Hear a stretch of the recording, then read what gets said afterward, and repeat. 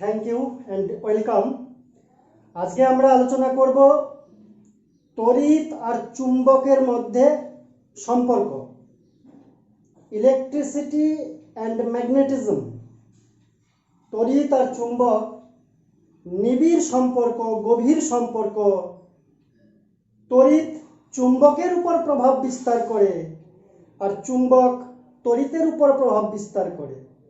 কিভাবে, সেগুলো নিয়ে আলোচনা করব। প্রথমে যদি বলি যে একটা পরিবাহী তার দিয়ে তড়িৎ প্রবাহিত হচ্ছে, একটা তড়িৎবাহী তার পাশে যদি একটা ছোট চুম্বক শলাকা নিয়ে যাওয়া যায়, চুম্বক শলাকাটা বিক্ষিপ্ত হবে, ছিটকে যাবে, একটু নড়বে। তড়িৎবাহী তারের কাছে কোনো চুম্বক শলাকা নিয়ে গেলে সেই চুম্বক শলাকার বিক্ষেপণ হবে। কিন্তু আমরা জানি একটি চুম্বককে বিকর্ষণ করতে পারে আরেকটি চুম্বককে বিকর্ষণ করতে পারে আরেকটি চুম্বক, কিন্তু ওখানে তো একটাই চুম্বক রয়েছে, একটা চুম্বক শলাকাই নিয়ে গেছি, আর তো কোনো চুম্বক নেই আশেপাশে। তাহলে সেই চুম্বক শলাকাকে বিক্ষেপ করলো কে, বিকর্ষণ করলো কে? প্রকৃতপক্ষে দেখা যায় যে তড়িৎবাহী যে তার পরিবাহী রয়েছে, যার ভিতর দিয়ে তড়িৎ প্রবাহিত হচ্ছে, তড়িৎ প্রবাহিত হলে তার চারপাশে চুম্বক ক্ষেত্র উৎপন্ন হয়। তড়িৎ প্রবাহের ফলে চুম্বক ক্ষেত্র উৎপন্ন হয়। সেই চুম্বক ক্ষেত্রের প্রভাবে চুম্বক শলাকার বিক্ষেপণ হচ্ছে। এই ঘটনাকে বলা হয় তড়িৎ প্রবাহের চুম্বকীয় ফল।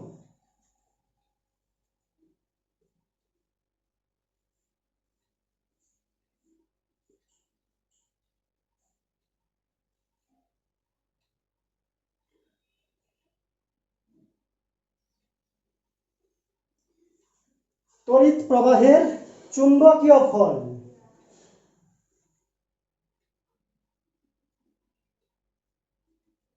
কোন পরিবাহী দিয়ে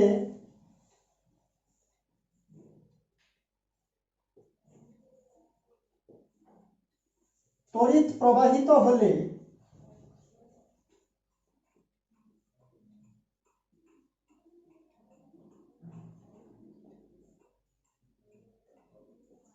তার চারপাশে চুম্বক ক্ষেত্র তৈরি হয়। চুম্বক ক্ষেত্র না বলে চৌম্বক ক্ষেত্র লেখা যায়।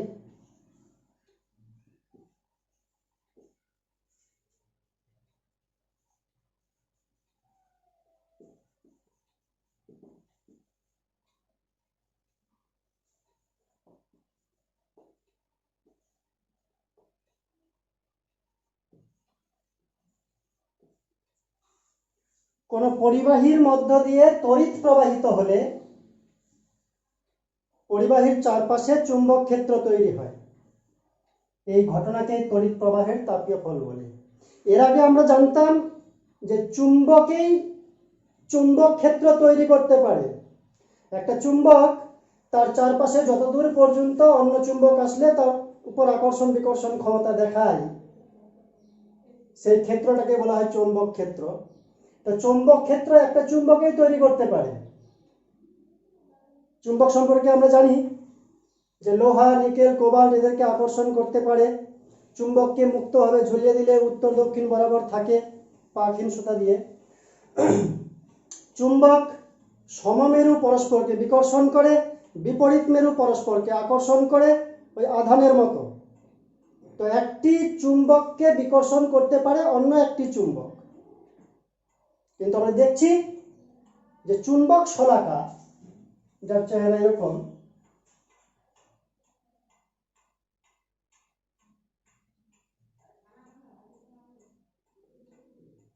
এই চুম্বক শলাকে বিক্ষেপণ করবে নিশ্চয়ই অন্য কোনো চুম্বকের প্রভাবে, চুম্বক ক্ষেত্রের প্রভাবে বা অন্য চুম্বক থাকলে।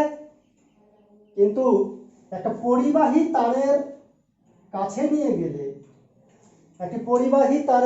নিয়ে গেলে চুম্বক শলাকার বিক্ষেপণ হয়।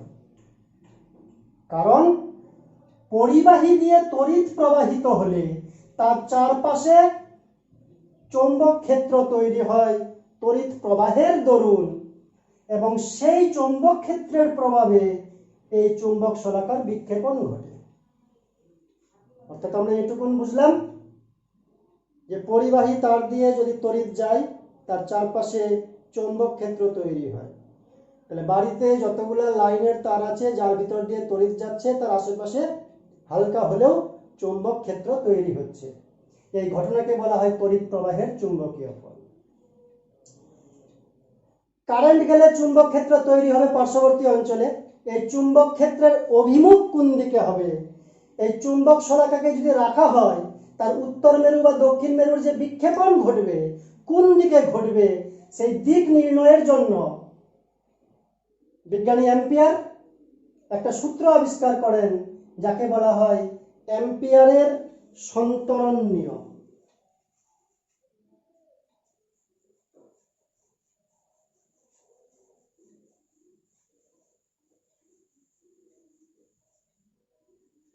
অ্যাম্পিয়ারের সন্তরণ নিয়ম হচ্ছে এরকম,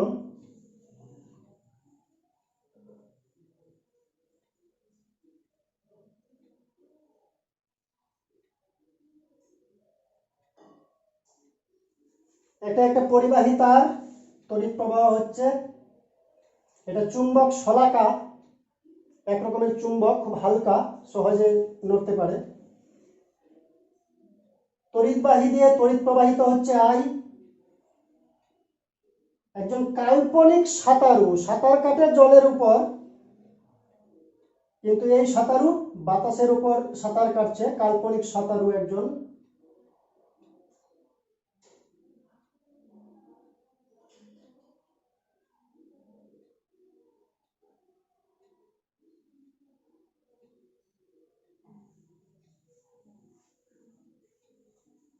হাওয়ার মধ্যে বাতাসের মধ্যে সাঁতার কাটতে পারে না। শুধু চৌম্বক ক্ষেত্রের অভিমুখ কিভাবে কার্য করে, চুম্বক শলাকার উত্তর মেরু কোন দিকে বিক্ষিপ্ত হবে, কোন দিকে কারেন্ট গেলে সেই দিক নির্ণয়ের জন্য একজন কাল্পনিক সাঁতারু, অ্যাম্পিয়ার বলেছেন যে একজন কাল্পনিক সাঁতারু যদি একটি তড়িৎবাহী তারের উপর হাত ছড়িয়ে এমন ভাবে সাঁতার কাটে যাতে তার মুখটা থাকবে চুম্বক শলাকার দিকে, তাহলে চুম্বক শলাকার উত্তর মেরু সেই সন্তরণকারীর বাঁ হাতের দিকে বিক্ষিপ্ত হবে। চুম্বক শলাকার উত্তর মেরু কোন দিকে বিক্ষিপ্ত হবে? সন্তরণকারীর বাঁ হাতের দিকে। কেন? তড়িৎ প্রবাহিত হওয়ার কারণে এখানে চুম্বক ক্ষেত্র তৈরি হচ্ছে, সেই চুম্বক ক্ষেত্রের প্রভাবে চুম্বক শলাকার বিক্ষেপণ ঘটবে। সেই বিক্ষেপণের অভিমুখ নির্ণয়ের জন্য অ্যাম্পিয়ারের সন্তরণ নিয়মটি জানা দরকার।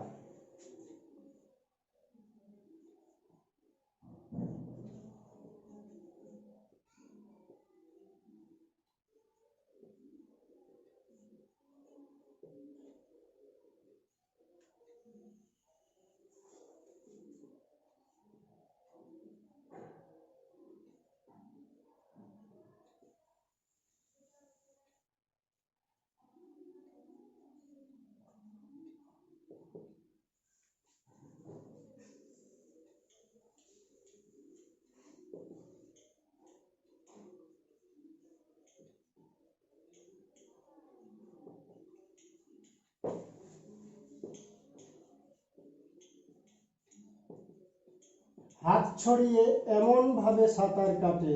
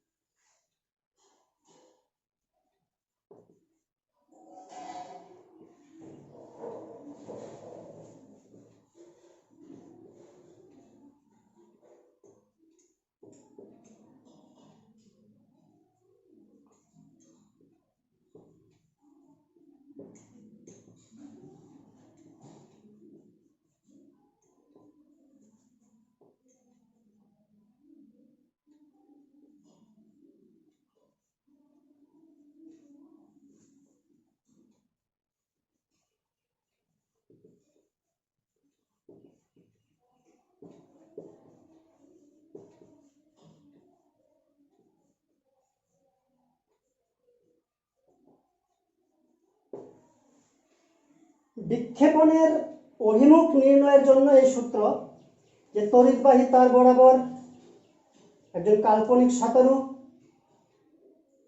যেদিকে কারেন্ট যাচ্ছে সেদিকে মাথা রেখে হাত ছড়িয়ে এমনভাবে সাঁতার কাটবে যাতে চুম্বক শলাকার দিকে তার মুখটা থাকে, চুম্বক শলাকার দিকে তাকাতে হবে।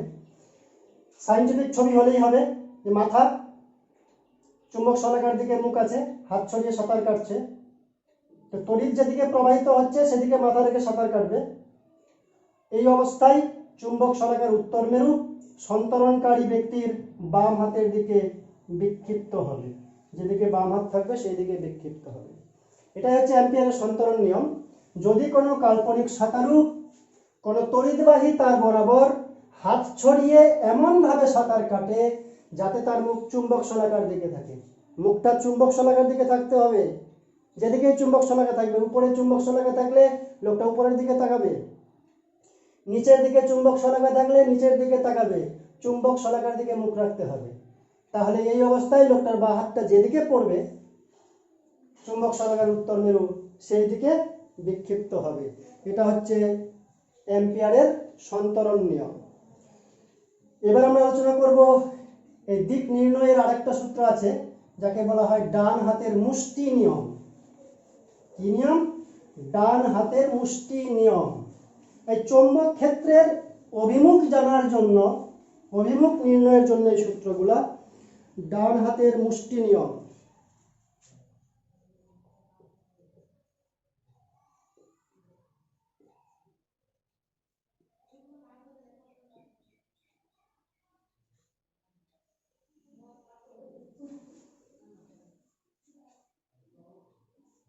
যদি ডান হাত দিয়ে কোনো তড়িৎবাহী তারকে এভাবে মুষ্টিবদ্ধ করা যায় যেদিকে তড়িৎ প্রবাহিত হচ্ছে সেই দিকে বৃদ্ধাঙ্গুলি থাকবে। কোনো তড়িৎবাহী তারকে ডান হাতের মুষ্টি দিয়ে এমনভাবে ধরা যায় যেদিকে তড়িৎ প্রবাহিত হবে সেদিকে বৃদ্ধাঙ্গুলি থাকবে, তাহলে অন্যান্য আঙ্গুলগুলি চৌম্বক বলরেখার দিক নির্দেশ করবে। অন্যান্য আঙ্গুলের যে অগ্রভাগ সেগুলো চুম্বক বলরেখার দিক নির্দেশ করবে। মনে করলাম এইদিকে কারেন্ট যাচ্ছে, তারটা এইদিকে করে দিলাম, তাহলে কি করব?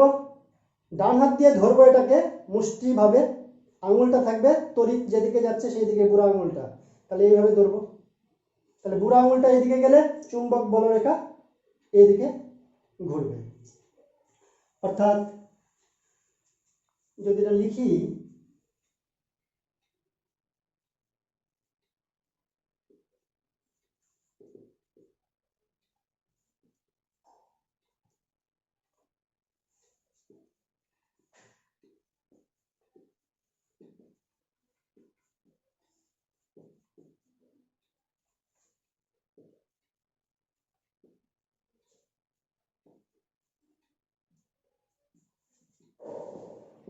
যদি দিয়ে শুরু করি, যদি কোনো তড়িৎবাহী তারকে ডান হাতের মুষ্টিতে এমনভাবে ধরা হয় যাতে বৃদ্ধাঙ্গুলি তড়িৎ প্রবাহের অভিমুখে থাকে,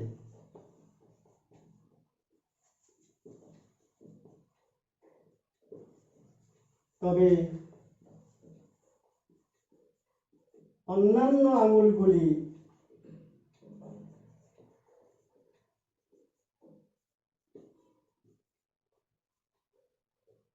চৌম্বক বলরেখার অভিমুখ নির্দেশ করবে।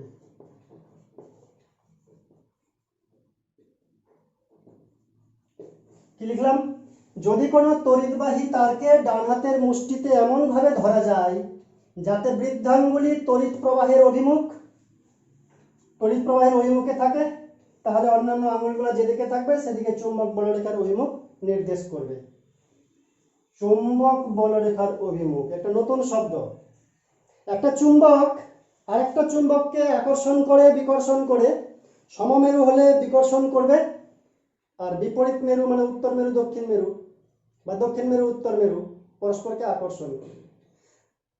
তো এই আকর্ষণ বা বিকর্ষণ কিভাবে হচ্ছে? দড়ি দিয়ে বেঁধে রেখেছে, লাঠি দিয়ে যুক্ত আছে, কিভাবে একজন আরেকজনের উপর বল প্রয়োগ করছে। একটি চুম্বক আরেকটি চুম্বকের উপর যে বল প্রয়োগ করছে, যে কাল্পনিক রেখার দ্বারা, তাকে বলা হচ্ছে চৌম্বক বলরেখা। যে কোনো চুম্বক আরেকটি চুম্বকের উপর প্রভাব বিস্তার করছে, তাকে আকর্ষণ করছে, বিকর্ষণ করছে কাল্পনিক বলরেখার দ্বারা, যার নাম হচ্ছে চৌম্বক বলরেখা। এই চৌম্বক বলরেখা প্রতিটি চুম্বকের উত্তর মেরু থেকে নির্গত হয়, দক্ষিণ মেরুতে যায়। চৌম্বক বলরেখাগুলি পরস্পরকে কখনো ছেদ করে না। যদি চৌম্বক বলরেখার ছবি একটা ছোট করে আঁকানোর চেষ্টা করি,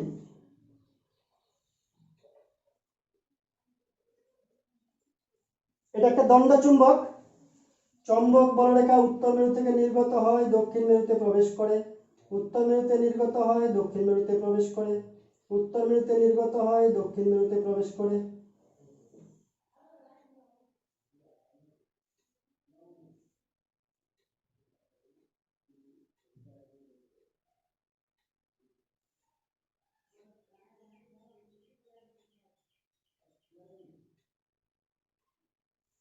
চৌম্বক বলরেখা উত্তর মেরু থেকে নির্গত হয়, দক্ষিণ মেরুতে প্রবেশ করে। এই চৌম্বক বলরেখার সাহায্যে চুম্বক বল প্রয়োগ করে আকর্ষণ বা বিকর্ষণ করতে পারে।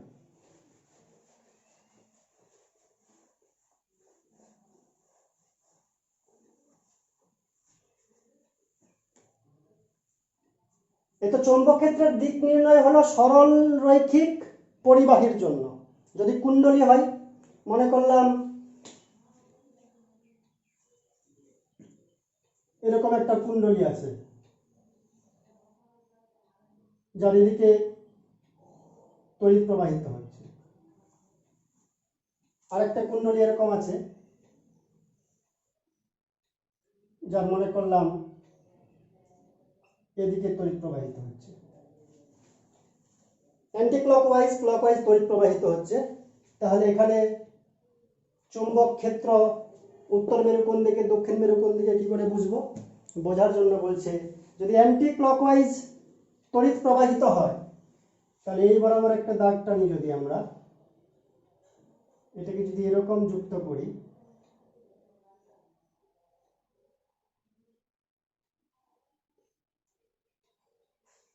এটা ইংরেজি কোন লেটার? ইংরেজি এন লেটার। অর্থাৎ এটা নর্থ পোলের কাজ করবে, উত্তর মেরুর কাজ করবে।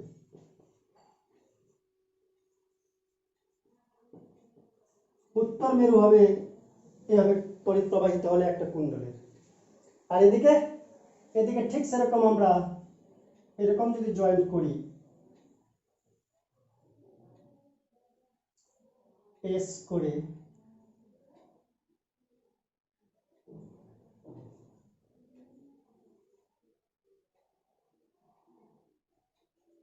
এদিকে মানে এই দিকটা, তাহলে ইংরেজি এস অক্ষরের মতন হচ্ছে।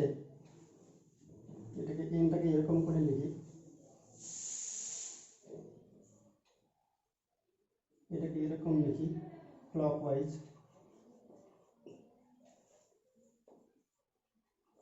অর্থাৎ কুণ্ডলী দিয়ে তড়িৎ প্রবাহিত হলে অ্যান্টি ক্লকওয়াইজ হলে সেখানে উত্তর মেরু চুম্বকের তৈরি হয়, ক্লকওয়াইজ হলে সেখানে দক্ষিণ মেরু তৈরি হয়। এই লেটারটা দেখে বুঝতে হবে, এরকম তড়িৎ প্রবাহিত হচ্ছে তাহলে এন অক্ষর তৈরি করা যায়, এরকম প্রবাহিত হচ্ছে তাহলে দক্ষিণ মেরু তৈরি হয়। অর্থাৎ এটা বোঝার জন্য, এরকম তড়িৎ প্রবাহিত হলে অ্যান্টি ক্লকওয়াইজ সেখানে উত্তর মেরু, আর এরকম প্রবাহিত হলে দক্ষিণ মেরু তৈরি হবে।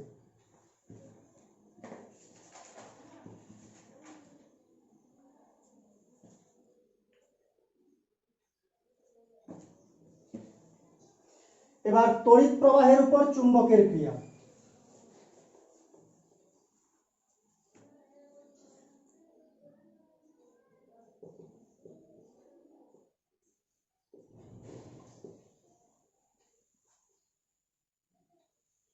তড়িৎ প্রবাহের পরিবাহীর উপর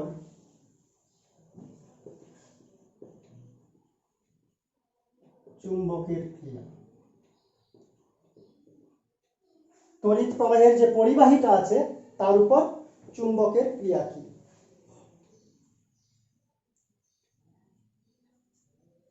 তড়িৎ ক্ষেত্রে তড়িৎ প্রবাহিত হলে ওখানে চুম্বক শলাকা রাখলে বিক্ষিপ্ত হচ্ছে, চুম্বকটা বিক্ষিপ্ত হচ্ছে। কিন্তু এরকম যদি হয় যে একটা স্থির চুম্বক ক্ষেত্র আছে, চুম্বকটা নড়তে পারবে না, পরিবাহীটা নড়তে চড়তে পারে, পরিবাহী যদি অবাধে নড়তে পারে তাহলে চুম্বক ক্ষেত্রের কারণে সেই তড়িৎবাহী পরিবাহীর বিক্ষেপণ ঘটবে, পরিবাহীটি নড়তে থাকবে। এই ঘটনাকে বলা হয় তড়িৎ পরিবাহীর উপর চুম্বকের ক্রিয়া। চুম্বকের কারণে তড়িৎবাহী যে পরিবাহী সেটি বিক্ষিপ্ত হবে।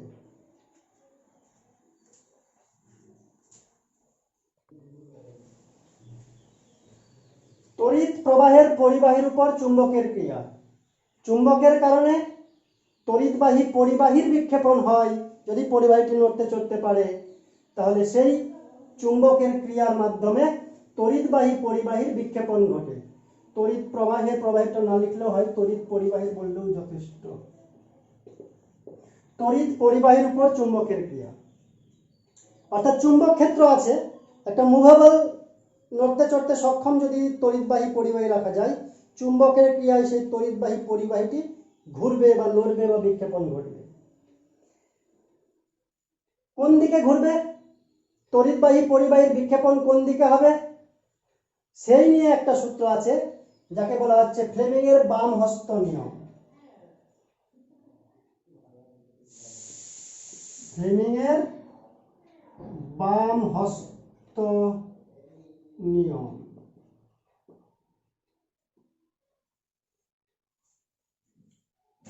অর্থাৎ তড়িৎবাহীর প্রভাবে চুম্বক শলাকা বিক্ষিপ্ত হচ্ছিল, এবার চুম্বকের প্রভাবে তড়িৎবাহী পরিবাহীটা বিক্ষিপ্ত হবে, তারটা বিক্ষিপ্ত হবে। তারটা কোন দিকে বিক্ষিপ্ত হবে সেটা ফ্লেমিং এর বাম হস্ত নিয়ম ধরে আমাদের জানতে হবে।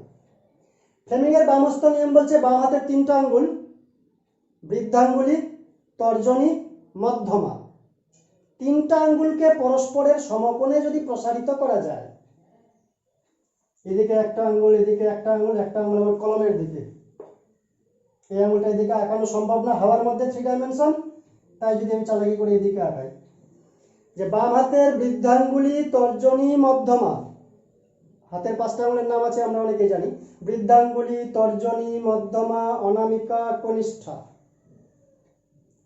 বৃদ্ধাঙ্গুলি, তর্জনী আর মধ্যমাকে সমকোণে রেখে যদি প্রসারিত করা যায়, তর্জনী যদি চৌম্বক ক্ষেত্রের দিক নির্দেশ করে, মধ্যমা যদি তড়িৎ প্রবাহের দিক নির্দেশ করে, তাহলে বৃদ্ধাঙ্গুলি তড়িৎ পরিবাহীর গতির অভিমুখ নির্দেশ করবে।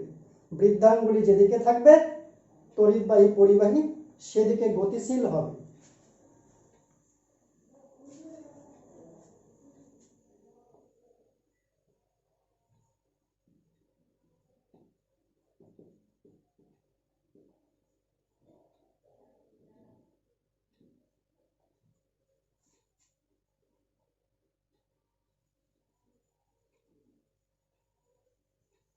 বৃদ্ধাঙ্গুলি, মধ্যমা, তর্জনীকে যদি পরস্পরের সমকোণে রেখে প্রসারিত করা যায়,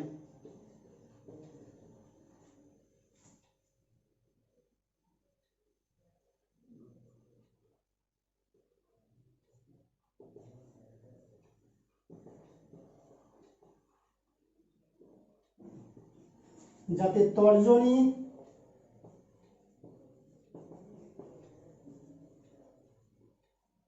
চৌম্বক ক্ষেত্রের দিক, মধ্যমা তড়িৎ প্রবাহের দিক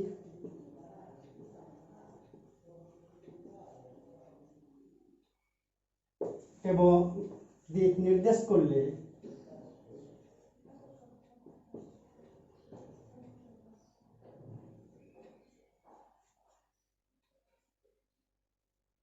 বৃদ্ধাঙ্গুলি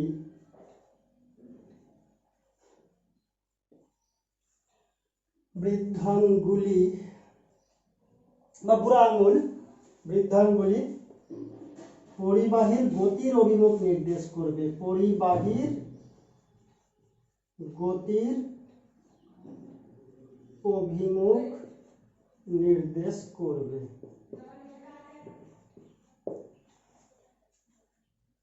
বাম হাতের তিনটি আঙুল বৃদ্ধাঙ্গুলি, তর্জনী, মধ্যমা, এই তিনটা আঙুলকে পরস্পরের সমকোণে রেখে এটার সঙ্গে এটা 90 ডিগ্রি, এটার সঙ্গে এটা 90 ডিগ্রি, এটার সঙ্গে এটা 90 ডিগ্রি, প্রতিটার সঙ্গে 90 ডিগ্রি মানে সমকোণে রেখে প্রসারিত যদি করা যায়, এবং তর্জনীর দিকে যদি চুম্বক ক্ষেত্র থাকে, মধ্যমার দিকে যদি তড়িৎ প্রবাহ হয়, তাহলে বৃদ্ধাঙ্গুলি যেদিকে থাকবে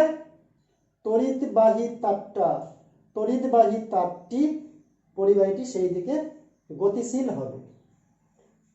তাই বলছে বাম হাতের বৃদ্ধাঙ্গুলি, তর্জনী, মধ্যমাকে যদি পরস্পরের সমকোণে রেখে প্রসারিত করা যায়, যাতে তর্জনী চৌম্বক ক্ষেত্রের দিক বা অভিমুখ, মধ্যমা তড়িৎ প্রবাহের দিক যদি নির্দেশ করে, তাহলে বৃদ্ধাঙ্গুলি পরিবাহীর গতির অভিমুখ নির্দেশ করবে। এটা হচ্ছে ফ্লেমিংয়ের বামহস্ত নিয়ম, একে বলা হয় মোটরের নিয়ম।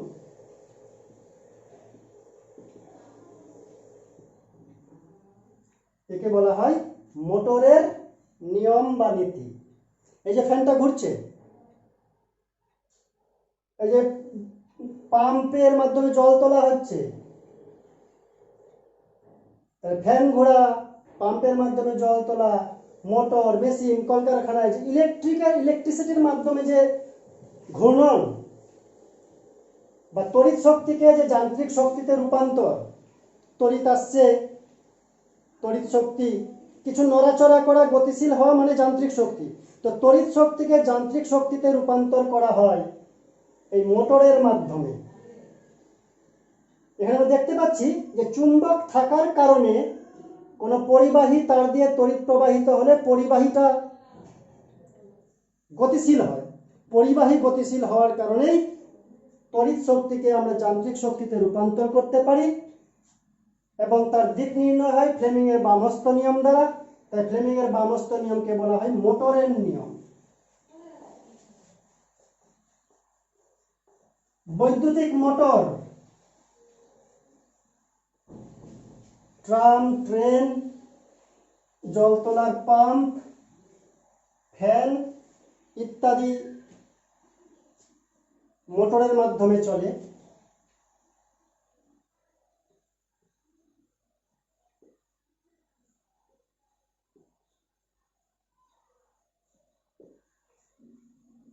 তাহলে চুম্বক থাকলে তড়িৎবাহী তার গতিশীল হবে, চুম্বককে থাকতে হবে, তাহলেই তড়িৎবাহী তারটি গতিশীল হবে, নড়বে চড়বে। যদি চুম্বক না থাকে তড়িৎবাহী তার কোনোদিন গতিশীল হবে না।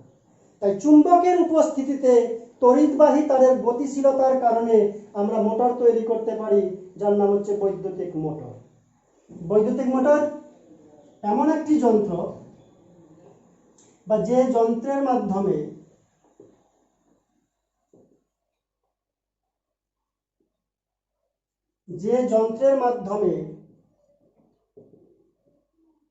তড়িৎ শক্তিকে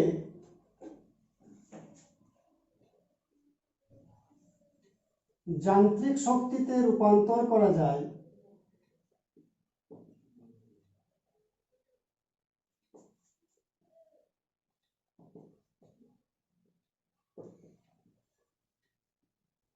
তাকে বৈদ্যুতিক মোটর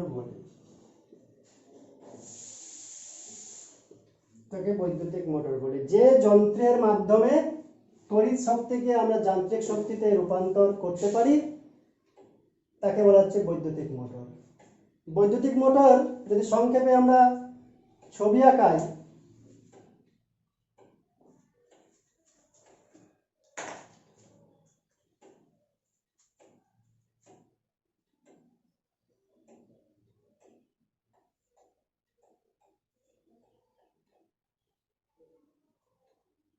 চৌম্বক ক্ষেত্র,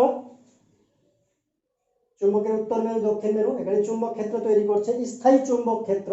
এই স্থায়ী চুম্বক ক্ষেত্র যদি থাকে আর পরিবাহী যদি তড়িৎবাহী যদি এখানে একটা তার থাকে, কুণ্ডলী থাকে, যা কিছু থাকে না কেন, চুম্বক ক্রিয়ার প্রভাবে সেই তড়িৎবাহী তারটি গতিশীল হবে। সেই গতিশীল হতে গেলে তার সঙ্গে যন্ত্র লাগিয়ে দিব, তাহলে যন্ত্রটা গতিশীল হবে। তাই মোটরের নিয়ম চুম্বকের প্রভাব তড়িৎবাহী তারের উপর। এখানে একটা কয়েল থাকবে।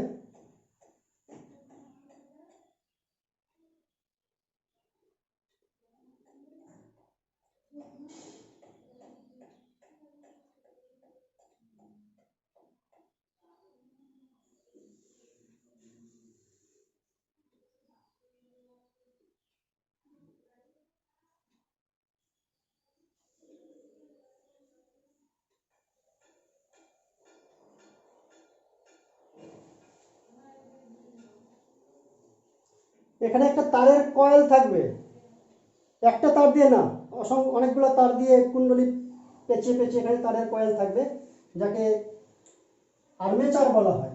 কি বলা হয়? আর্মেচার।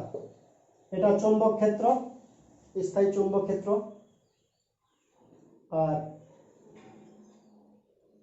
এটাকে বলা হচ্ছে কার্বন ব্রাশ।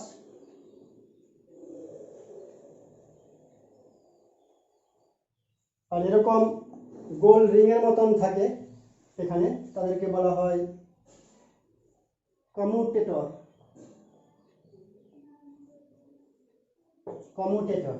অর্থাৎ এই কয়েলটা যখন ঘুরবে, কয়েল ঘূর্ণনের কারণে যাতে বর্তনীর অসুবিধা না হয়, তাই একটা ব্রাশ লাগিয়ে রাখা হয় একটা রিং এর সঙ্গে। সেই রিংগুলার পরিবর্তনে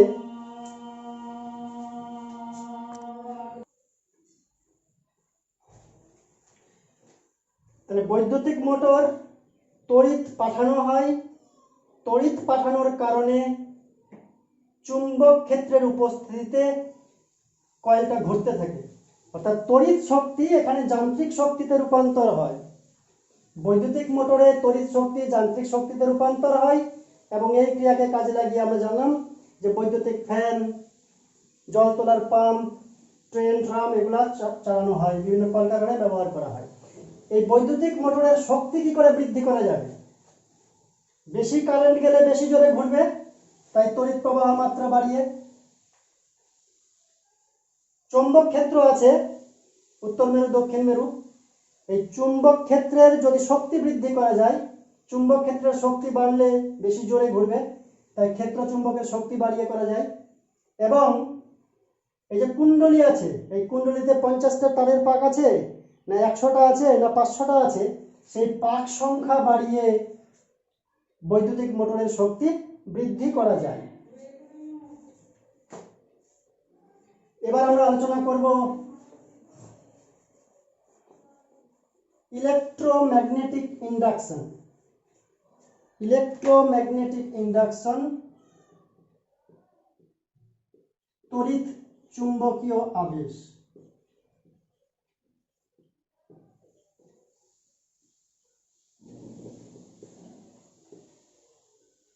খুব চমৎকার একটি বিষয়। তড়িৎ প্রবাহ তৈরি করা যায়, ব্যাটারি লাগবে না, কোনো ইলেকট্রিক পাওয়ারের সঙ্গে যুক্ত করতে হবে না, কোনো কিছু লাগবে না। শুধুমাত্র একটা যদি তার দেওয়া যায় আর যদি একটা চুম্বক নেওয়া যায়, একটা চুম্বক একটা পরিবাহী তার, কোনো ব্যাটারি ফ্যাটারি কোনো কিছুর প্রয়োজন নেই। একটা পরিবাহী তার একটা চুম্বক, দুজনের মাধ্যমে তড়িৎ তৈরি করা যাবে। একটা পরিবাহী তার আর একটা চুম্বকের মাধ্যমেই তড়িৎ তৈরি করা যাবে, অর্থাৎ চুম্বকটাই তড়িৎ উৎপন্ন করবে। এই বিশেষ ঘটনাকে বলা হয় তড়িৎ চুম্বকীয় আবেশ। অবশ্যই এই তারটির মধ্যে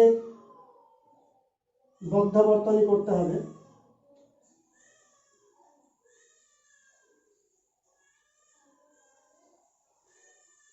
একটা চুম্বক একটা বদ্ধ কুণ্ডলীর কাছাকাছি যদি নিয়ে আসা যায়, যদি দূরে নিয়ে যাওয়া যায়, একটা তারের কুণ্ডলী রয়েছে, একটা চুম্বককে যদি পাশে নিয়ে আসি, দূরে নিয়ে যাই, পাশে নিয়ে আসি, দূরে নিয়ে যাই, এই কুণ্ডলীর সঙ্গে কুণ্ডলীর পাশে নিয়ে আসলাম, দূরে নিয়ে গেলাম, পাশে নিয়ে আসলাম, দূরে নিয়ে গেলাম, যদি নড়াচড়া করে তাহলে এখানে তড়িৎ প্রবাহিত হবে। কেন? কারণ এই চুম্বকের থেকে বলরেখা নির্গত হয়, একটা চুম্বক থেকে বলরেখা নির্গত হয়, উত্তর মেরু থেকে বলরেখাগুলো নির্গত হয়ে দক্ষিণ মেরুতে যায়, উত্তর মেরু থেকে নির্গত হয়ে দক্ষিণ মেরুতে যায়। এই চুম্বকটা যদি দূরে থাকে তাহলে মাঝের বলরেখাগুলি শুধুমাত্র কয়েল ছেদ করবে, কুণ্ডলীর ভিতর দিয়ে প্রবেশ করবে। যদি পাশে নিয়ে আসা যায় তাহলে সমস্ত বলরেখাই কুণ্ডলীর ভিতরে প্রবেশ করবে।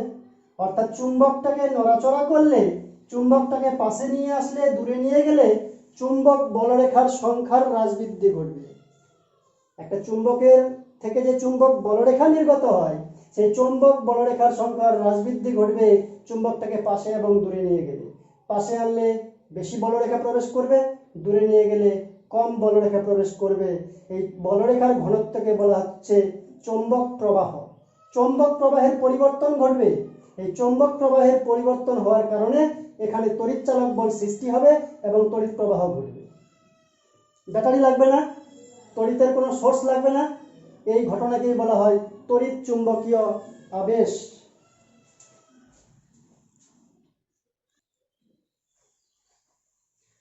এই তড়িৎ চুম্বকীয় আবেশের বিশেষত্ব হলো এই চুম্বকটাকে নড়াচড়া করতেই হবে, বা চুম্বককে স্থির যদি রাখি তাহলে কুণ্ডলীকে নড়াচড়া করতে হবে। মেন কথা হলো চৌম্বক প্রবাহ, চৌম্বক বলরেখার সংখ্যা যতক্ষণ ধরে পরিবর্তন হবে ততক্ষণ ধরে কয়েলে তড়িৎচালক বল আবিষ্ট হবে এবং তড়িৎ প্রবাহ চলবে। ব্যাটারি ফ্যাটারি লাগবে না, চুম্বক আর কয়েল থাকলেই তড়িৎ প্রবাহ সৃষ্টি করা যায়। এই ঘটনাকেই বলা হয় তড়িৎ চুম্বকীয় আবেশ। যদি সংজ্ঞাটা লেখা যায়,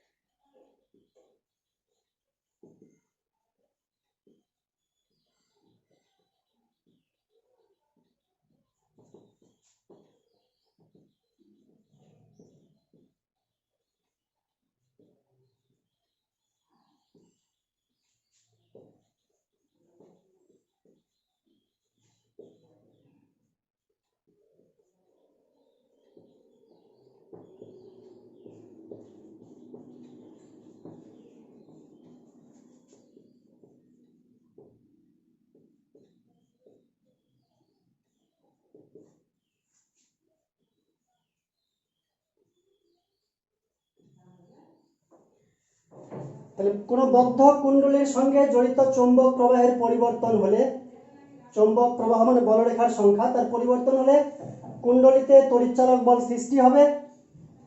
আর যদি বর্তনীটা ক্লোজড হয়, বদ্ধ বর্তনী হয়, সার্কিটটা ঠিক থাকে, তাহলে তড়িৎ প্রবাহও ঘটবে। এই ঘটনাকে বলা হয় তড়িৎ চুম্বকীয় আবেশ। আর সৃষ্ট তড়িৎচালক বলকে বলা হয় আবিষ্ট তড়িৎচালক বল। লেখার দরকার নেই, মুখে মুখে বলে দিচ্ছি। আবিষ্ট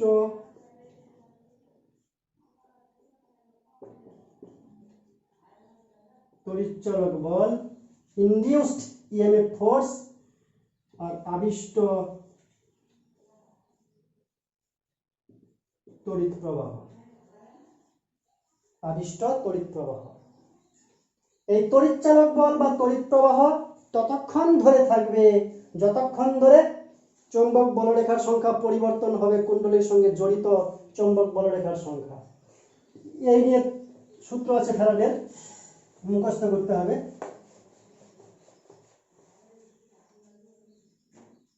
ফ্যারাডের প্রথম সূত্র,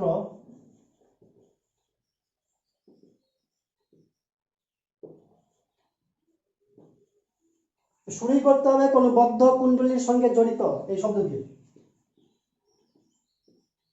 কোনো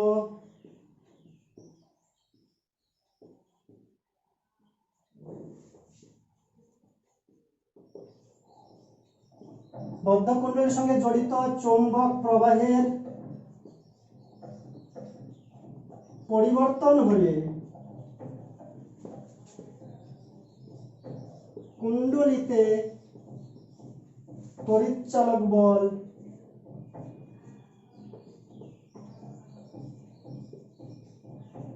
সৃষ্টি হয় এবং তড়িৎ প্রবাহ ঘটে। তড়িৎ প্রবাহ ঘটবে ক্লোজ সার্কিট হলেই।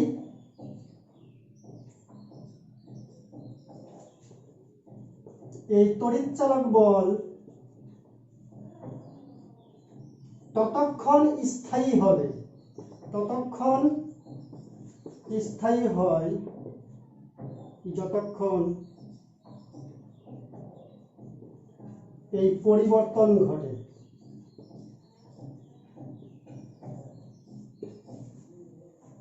একটা কুণ্ডলী, তার ভিতর দিয়ে 3টা চৌম্বক বলরেখা যাচ্ছে, সময়ের সঙ্গে সঙ্গে বলরেখার সংখ্যা পরিবর্তন হচ্ছে। এই কুণ্ডলীটা যদি এরকম থাকে বেশি বলরেখা যাবে, যদি ঘুরে যায় বলরেখার সংখ্যা কমে যাবে। কুণ্ডলীর ভিতর দিয়ে কতগুলো বলরেখা অতিক্রান্ত হচ্ছে তার উপর নির্ভর করছে এই বিষয়গুলা। প্রথম সূত্র, কোন বদ্ধ কুণ্ডলীর সঙ্গে জড়িত চৌম্বক প্রবাহের যদি পরিবর্তন হয় তাহলে কুণ্ডলীতে তড়িৎচালক বল সৃষ্টি হবে এবং ক্লোজ সার্কিটে তড়িৎ প্রবাহ ঘটবে। এই ঘটনা ততক্ষণ ধরে চলবে যতক্ষণ ধরে এই পরিবর্তন কন্টিনিউ হবে। চৌম্বক বলরেখার পরিবর্তন কন্টিনিউ না হলে পুরো ঘটনাটা বন্ধ হয়ে যাবে, তড়িৎচালক বল থাকবে না। ফ্যারাডের দ্বিতীয় সূত্র,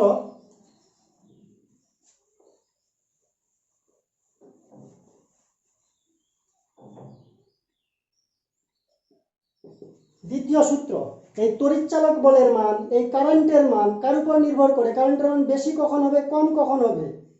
চৌম্বক প্রবাহের যে পরিবর্তন, চৌম্বক বলরেখার যে পরিবর্তন, সেই পরিবর্তনের হার যেরকম, সেকেন্ডে কতগুলো পরিবর্তন হচ্ছে, সেকেন্ডে 5টা পরিবর্তন, সেকেন্ডে 10টা পরিবর্তন, সেকেন্ডে 100টা পরিবর্তন। তো চৌম্বক বলরেখার সংখ্যার যে পরিবর্তন তার স্পিডের উপর, বলরেখার পরিবর্তনের হারের উপর নির্ভর করছে আবিষ্ট তড়িৎচালক বলের মান। আবিষ্ট তড়িৎচালক বলের মান, আবিষ্ট তড়িৎচালক বলের মান বদ্ধ কুণ্ডলীর সঙ্গে জড়িত চৌম্বক প্রবাহের, চৌম্বক প্রবাহ মানে বলরেখা সংখ্যা, চৌম্বক প্রবাহের পরিবর্তনের হারের সঙ্গে সমানুপাতিক।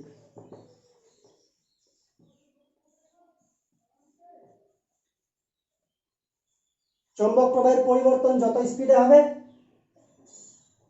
তড়িৎচালক বলের মান তত বেশি হবে। তড়িৎচালক বলের মান যদি ই বলি, ই ইজ ইকুয়াল টু চৌম্বক প্রবাহের পরিবর্তন বাই সময়। এটা লিখলেও চলবে, না লিখলেও চলবে, ক্লাস 10 এর জন্য না লিখলেও হয়। আবিষ্ট তড়িৎচালক বলের মান বদ্ধ কুণ্ডলীর সঙ্গে জড়িত চৌম্বক প্রবাহের পরিবর্তনের হারের সঙ্গে সমানুপাতিক। পরের সূত্র হচ্ছে লেঞ্জের সূত্র।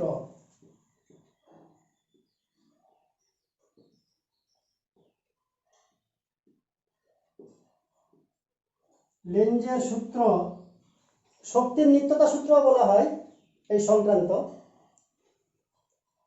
তড়িৎ চুম্বকীয় আবেশের বেলায় আবিষ্ট তড়িৎ প্রবাহের অভিমুখ, আবিষ্ট তড়িৎ প্রবাহের অভিমুখ মানে যে কারেন্ট তৈরি হলো কারেন্টের অভিমুখ এমন হবে যে কারণে এটা সৃষ্টি হচ্ছে সেই কারণকেই বাধা দেবে। তড়িৎ চুম্বকীয় আবেশের বেলায় আবিষ্ট তড়িৎ প্রবাহের অভিমুখ এমন হবে যে কারণে সৃষ্টি হচ্ছে, ওই যে কয়েলটা আগে পিছিয়ে যাওয়ার কারণে, সেই কারণকেই বাধা দিবে। অর্থাৎ এটাকে বলা যায় স্টুডেন্ট ডিস্টার্বস টিচার, এটাকে বলা যায় কিড কিলস প্যারেন্ট, এরকম সূত্র একটা। যদি একটা উদাহরণ এমনি বলছি মনে রাখার জন্য, তড়িৎ চুম্বকীয় আবেশের বেলায়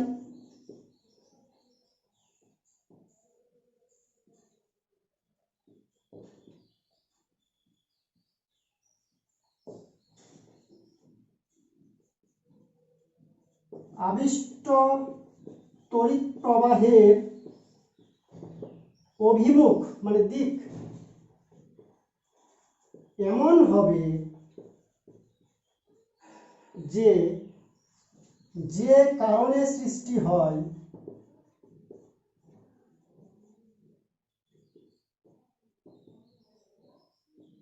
সেই কারণকেই বাধা দেবে।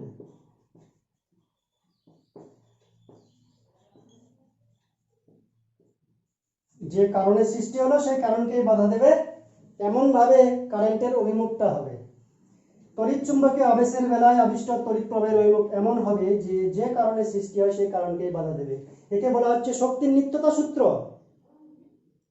কারণ যদি কারণকে বাধা না দেয় তাহলে একবার শুরু করলে শক্তি উৎপন্নই হতে থাকবে, বাধা দিবে না। শক্তির অপচয় করে অন্য শক্তিতে রূপান্তর করতে হবে, তড়িৎ শক্তিকে যান্ত্রিক শক্তিতে রূপান্তর করতে হবে। শক্তির সৃষ্টি হয় না, শক্তির বিনাশ হয় না, শক্তিকে শুধু রূপান্তর করা যায়, সেই বিষয়টা এখানে প্রযোজ্য।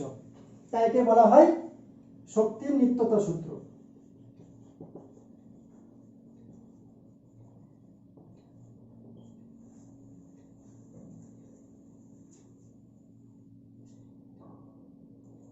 এখানে যান্ত্রিক শক্তিকে তড়িৎ শক্তিতে রূপান্তর করা হয়, যান্ত্রিক শক্তিকে তড়িৎ শক্তিতে রূপান্তর করা হয়। জেনারেটর, বৈদ্যুতিক জেনারেটর বা ডাইনামো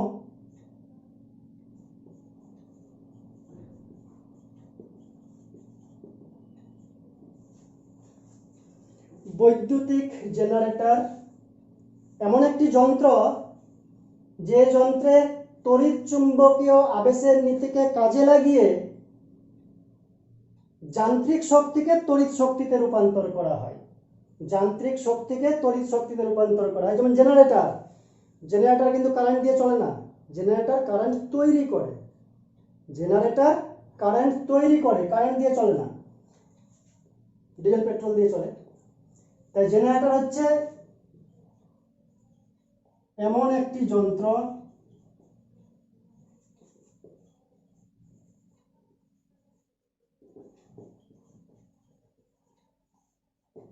তড়িৎ চুম্বকীয়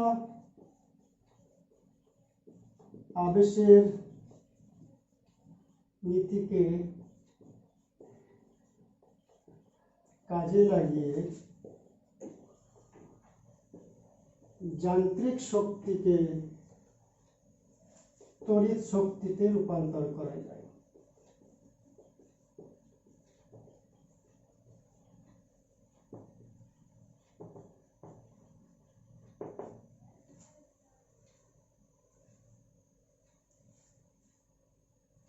চুম্বক ক্ষেত্রের মধ্যে যদি একটা কয়েলকে ঘোরানো যায়, এটা মনে করলাম একটা চুম্বক ক্ষেত্র।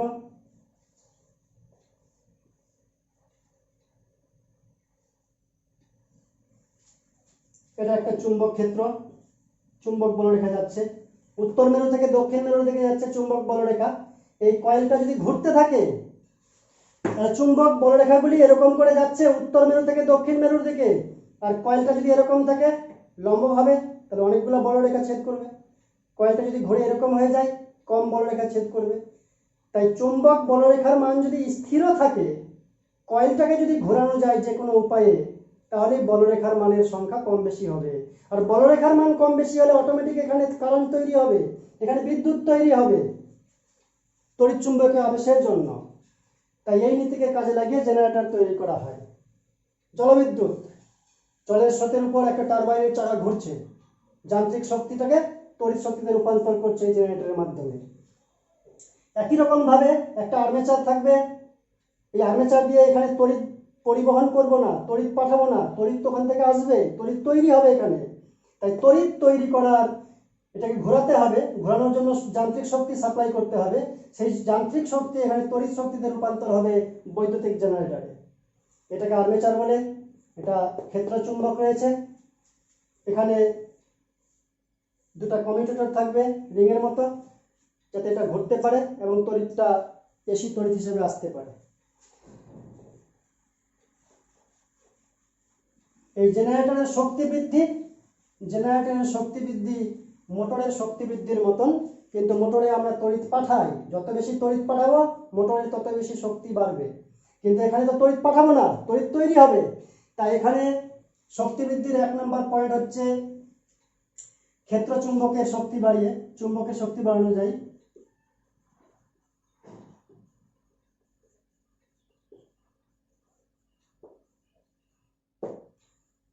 চুম্বকের শক্তি বাড়িয়ে, 2 নম্বর আর্মেচারে তারের পাক সংখ্যা বাড়িয়ে,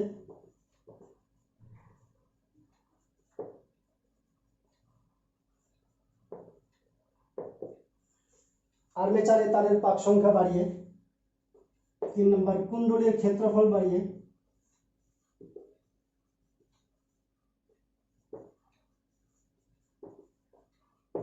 কুণ্ডলীর ক্ষেত্রফল বাড়িয়ে। আর কি হতে পারে? এই 3টা মুখস্থ করলেই যথেষ্ট। এটা হচ্ছে জেনারেটরের শক্তি বৃদ্ধির উপায়।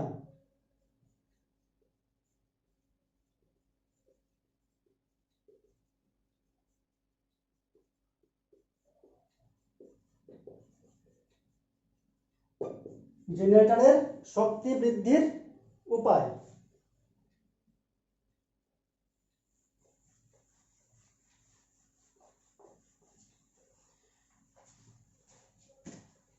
এবার আমরা আলোচনা করব এসি কারেন্ট, এসি বা পরিবর্তী প্রবাহ।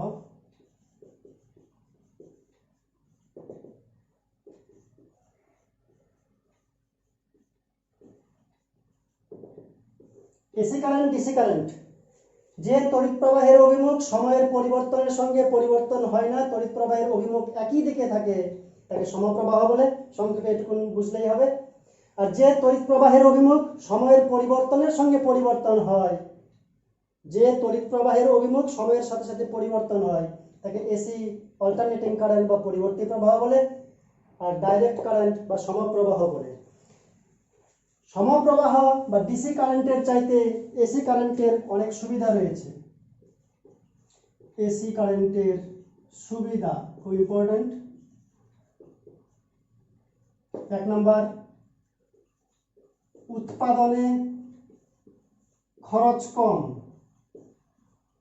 মাধ্যমিক পরীক্ষায় আসে অনেক সময় যে এসি কারেন্টের কি কি সুবিধা। উৎপাদনে খরচ কম। 2 নম্বর, বহুদূর পর্যন্ত সম্প্রচার করা যায় বা পাঠানো যায়।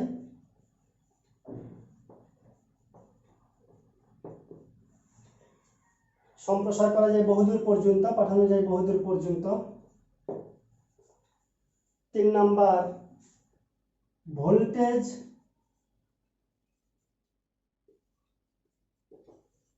বাড়ানো বা কমানো যায়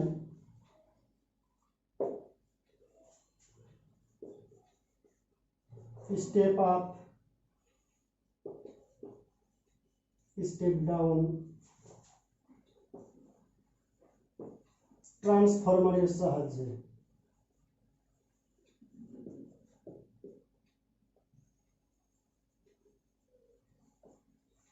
ভোল্টেজকে বাড়ানো যায় বা কমানো যায় স্টেপ আপ ট্রান্সফরমারের সাহায্যে। এই সমস্ত সুবিধা রয়েছে এসি কারেন্টে, তাই এসি কারেন্ট আমরা বেশি করে ব্যবহার করি।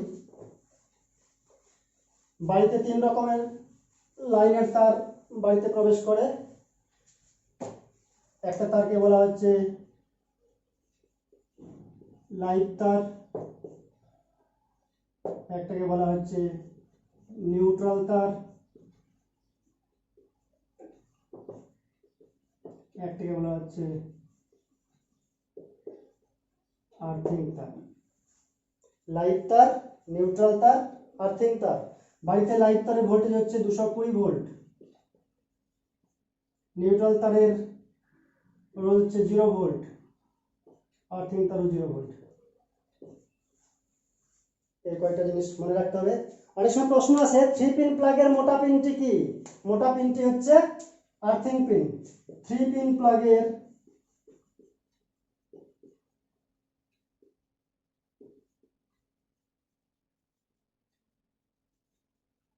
মোটা পিনটি হচ্ছে আর্থিং পিন। Thank you.